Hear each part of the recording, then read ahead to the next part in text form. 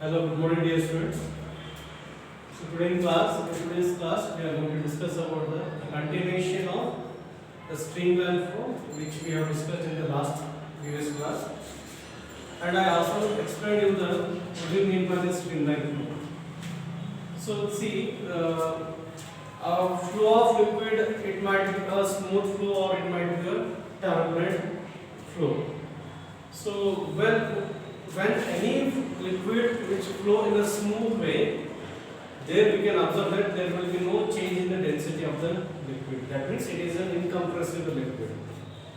So exact definition of this streamline flow, already I explained you this one. Streamline flow is nothing but when any fluid which flows in such a way that every particle of the fluid is having the same velocity. Such flow is called as a streamline flow. So let us say consider for example a tube in which the fluid is flowing. So we are having the 3 points here, fluid particles. Each of them we are having a velocity v1. This is having a velocity v2, and it is v3. So as I said that the definition, what according to this definition, what it says that every particle of the fluid is having a same velocity. Then such a flow of fluid is called as a streamline flow. It is called as a streamline flow.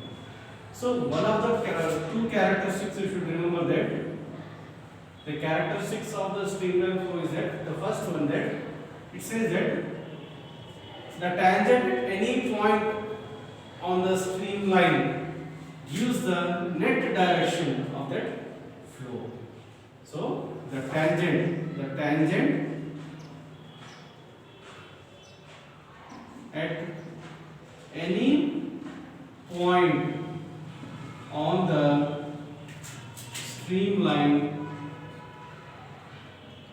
streamline gives the net direction of the flow. This is one of the characteristics. For example, say we are having a particle here of this fluid. Here B is one particle of the fluid, C is one particle of the fluid. This tangent at any point, say it might be this point or this point or this point or this point. At that point on the streamline gives the net direction of that flow. So that is what the first characteristics of the streamline flow. And the second characteristic is that no two streamlines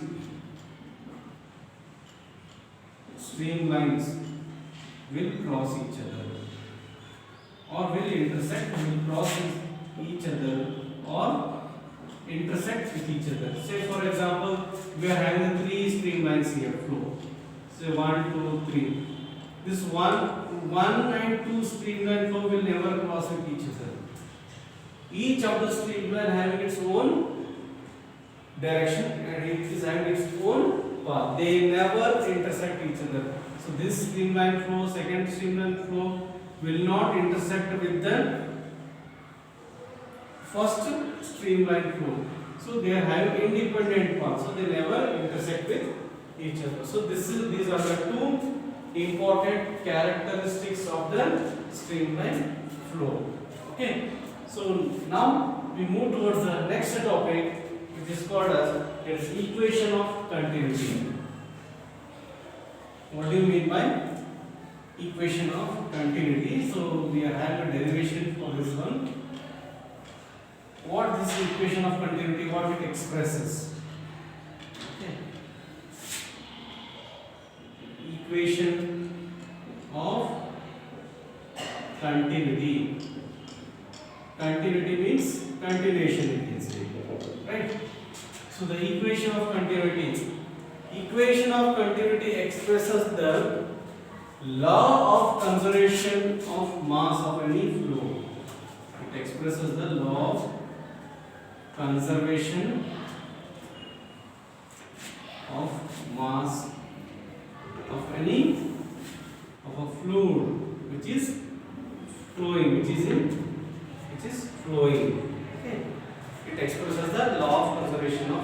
mass.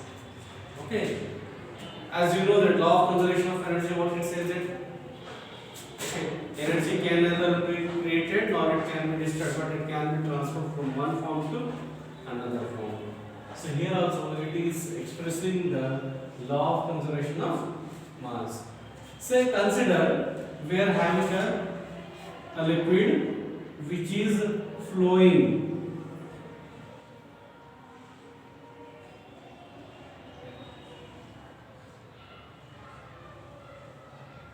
Which is flowing in a tube.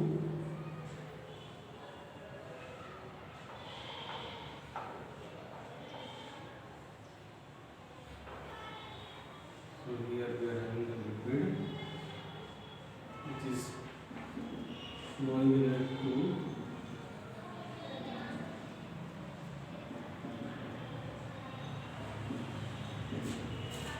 Okay. So and for this tube we are having the two ends. So one end which is having the area of cross section, say this is the point A and this is the point B. The area of cross section of this end at point A is having the area A1, and the liquid which is flowing at this point is having a velocity that is V1, and at this we are having a density ρ1. A1, V1 and ρ1 are the area of cross section. I am writing here. A1 is the area of cross section, V1 is the velocity, ρ is the density here. A1, V1 and ρ1 are the area of cross section of at A end, and V1 is the velocity of the fluid which is flowing at point A, and ρ1 is the density of the liquid or fluid at A. Similarly, A2 is the area of cross section at end B, and V2 is the velocity with which the fluid is flowing at end B, and ρ2 is the density of the fluid or a liquid which is flowing at end B point. So here the area of cross section is varying here. So at these two end points we are having different velocities, different densities, and a different area of cross section. Right? So now what we have to find out, that we have to find out the equation of continuity for this which we have considered a tube here. I said you that we are having a different area of cross sections here. Okay. So therefore we can say that here the mass of the liquid here which is flowing can be written as the mass of the liquid, the mass of the fluid or a liquid which is flowing at end A can be written as, so I am denoting here it as, it is delta M here. Delta M is a small mass, is equal to volume into density. Volume into density. As we know that density is equal to mass by volume. So I am writing this as mass equal to density into volume. So mass of the liquid which is flowing at end A in a given time, that is delta T. In a given time, delta T. So for that we are writing here delta M is equal to, that is volume means what? Area into this velocity we are taking. So A1 V1 into delta T in a given time into ρ1. So I can write this as delta M divided by delta T is equal to A1 V1 ρ1.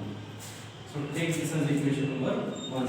Here delta M by delta T indicates the mass flux at point A. Right? Here rate of change of this mass with respect to time. Okay. Delta M by delta T is indicating the mass flux at point A here. Similarly, Similarly, at point B, the mass flux is delta m by delta t is equal to, that is A2 V2 ρ2. Take this as equation number 2. Now comparing these two equations, comparing 1 and 2, so we can write this as A1 V1 ρ1 is equal to A2 V2 ρ2. Okay, as I told you that the fluid which is flowing at A end and which is passing through this B end, here there is no sink or a source between A and B. That means no liquid is entering in between A and B, or no liquid is leaving between A and B. So that means here the density of this liquid remains same throughout this A to B. If suppose any of the liquid which is entering between A or leaving between A and B, in such case the density of the fluid is going to be varying. So hence we can write here it as ρ1 ρ2 is equal to ρ. We are having common density here. So therefore I can write this as, here equation 3 becomes A1 V1 is equal to A2 V2. So in general, so as this equation itself is called as a equation of continuity. So in general we can write this as AV is equal to constant. Okay, both are same here at A and B. So this equation, what it says that it expresses that smaller the area, greater will be the velocity of the fluid. Both are inversely proportional to each other.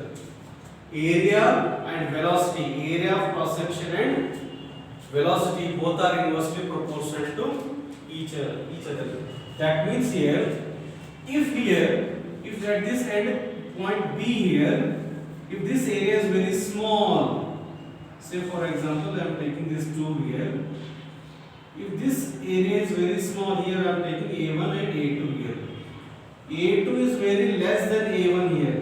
So the fluid which is entering at this end and the fluid which is coming outside at this area of cross section, here the velocity is always greater when compared to the velocity V1. Say V1 is the velocity which is where the fluid is entering, and V2 is the velocity of the fluid which is leaving outside. So area is less here, so that's why the velocity is also more here. Both are inversely proportional to each other. I think you might have been seen here while washing your cars and bikes, when you hold your pipe and if you press it at one end, if you press it half of the pipe end, then you can observe that the more pressure is going to be there. That means more velocity is going to be increased. So smaller the area of cross section, the greater will be the velocity of the liquid. I think you might have observed this one also. When any of the pipe, when it has a hole, so for example, if you are having a pipe and the liquid is flowing continuously, water is flowing continuously, water pipe or any pipe in where the liquid is flowing continuously with some velocity, then when it has some small hole, then you can observe that more pressure is there. Means with more velocity the water is going to be coming outside. Here the area is very small. So because of this area is very small, the velocity of the liquid which is coming outside through this area, the velocity is also more. So this equation only says that here this equation itself is called as a equation of continuity. Equation of continuity. Okay. Area and velocity are both are inversely proportional to each other. Okay. So this is all about which we have discussed in the today's class about the equation of continuity. So in the next class we will discuss the new topics. Okay, and this equation of continuity is very important. Okay, practice it at least for 5 times in your home. Okay, because sometimes they might ask you the numericals based on this equation of continuity also. Okay, thank you dear students.